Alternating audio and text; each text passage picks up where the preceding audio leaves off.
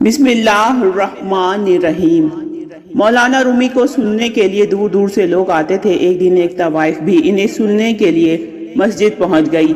طوائف نے اس مقصد کے لیے اپنا حلیہ بدل لیا تھا۔ مولانا رومی کی گفتگو سننے کے دوران اس کے ایک پرانے گاہک نے اسے پہچان لیا۔ اس پر ایک شور مچ گیا کہ ایک طوائف مسجد میں موجود ہے۔ لوگوں نے اسے وہاں سے نکالا اور باہر لے آئے۔ ہجوم میں غصہ بڑھ رہا تھا۔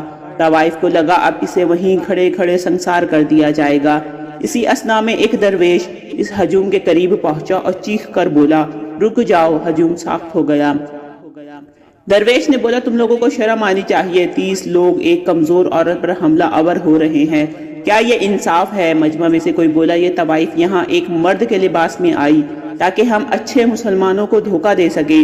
تم لوگ مجھے یہ بتا رہے ہو کہ اس عورت کو اس لیے مارنا چاہتے ہو کہ یہ مسجد کیوں آئی تھی؟ کیا یہ جرم ہے؟ درویش کے لہجے میں اب طنز نمایاں تھا، یہ طوائف ہے۔ ہجوم میں سے کوئی چلایا، مسجد میں اس کی کوئی جگہ نہیں۔ ہجوم طوائف کے نعرے لگانا شروع ہو گیا۔ ایک نے کہا، آؤ طوائف کو مارتے ہیں۔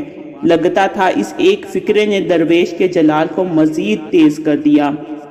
رک جاؤ، یہ کہہ کر اس درویش نے طوائف کا ہاتھ سے پکڑا اور اسے اپنی جانب کھینچ لیا۔ ہجوم کے سربراہ نے درویش سے کہا، تم اس علاقے میں اجنبی ہو، تم بہت بڑی غلطی کر رہے ہو، تمہیں ہمارا پتہ نہیں ہے، تم اس سے دور رہو۔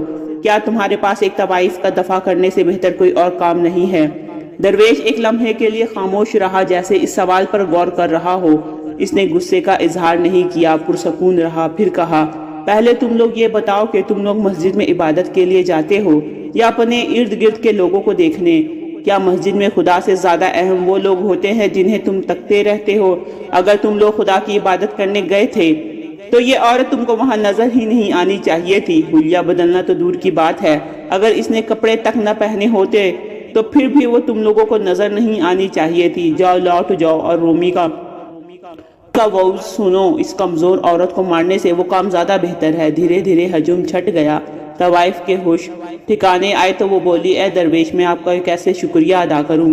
درویش بولا، تمہیں میرا کوئی شکریہ ادا کرنے کی کوئی ضرورت نہیں، ہم خدا کے علاوہ کسی کے شکر گزار نہیں ہیں۔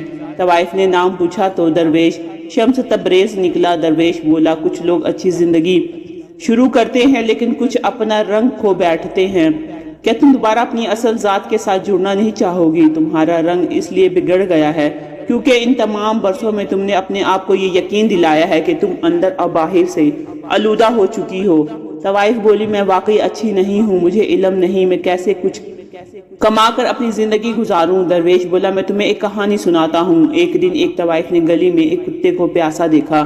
کتا سورج کی تیز دھوپ میں بے بس لیٹا تھا اور اسے سخت پیاس لگی ہوئی تھی۔ اس طوائف نے اپنا جوتا اتارا، اس نے ایک قریبی کنویں سے پانی بھر کر لائی، کتے کو پلایا اور چلی گئی۔ اگلے دن طوائف کی ایک صوفی سے ملاقات ہو گئی۔ جو ہی اس صوفی نے اسے دیکھا تو اس نے آگے بڑھ کر اس طوائف کے ہاتھ چومے۔ طوائف کو ایک دھچکا سا لگا۔ صوفی بولا، تم نے جو ہمدردی کتے کے ساتھ دکھائی تھی وہ خدا کو اتنی پسند آئی کہ تمہارے سارے گناہ بخش دیے گئے ہیں۔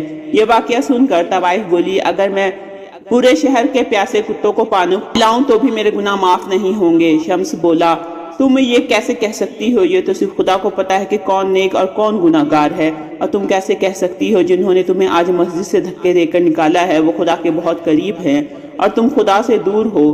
طوائف بولی، ان مردوں کو یہ بات کون بتائے گا؟ درویش بولا، بات تم انہیں بتاؤ گی؟ وہ بولی، آپ کا خیال ہے وہ میری بات سنیں گے؟ وہ لوگ تو مجھ سے نفرت کرتے ہیں۔ درویش بولا، اگر تم چاہتی ہو کہ دوسرے تمہارے ساتھ مختلف انداز میں سلوک کریں تو پھر سب سے پہلے تم اپنے ساتھ سلوک کو تبدیل کرو۔ اس کے علاوہ کوئی طریقہ نہیں کہ تم اپنے آپ سے محبت کر سکو۔ کچھ عرصے بعد وہ بھاگ کر مولانا رومی کے گھر چلی گئی جہاں شمس تبریز ٹھہرے ہوئے تھے۔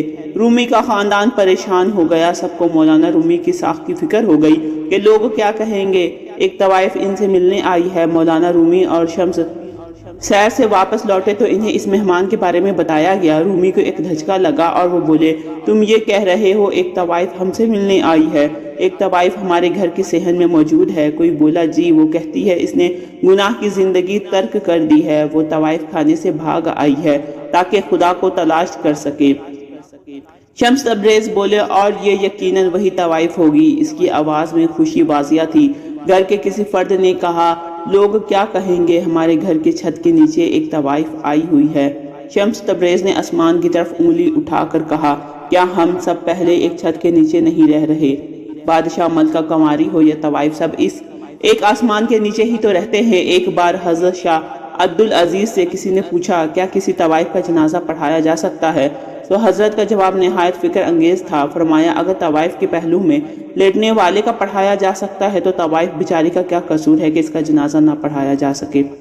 اس طرح کی مزید انفارمیٹیو ویڈیو کے لیے میرے چینل کو لائک اور سبسکرائب کریں۔ ملتے ہیں نیکسٹ ویڈیو میں، رکھیے گا اپنا بہت سا خیال۔ اللہ حافظ۔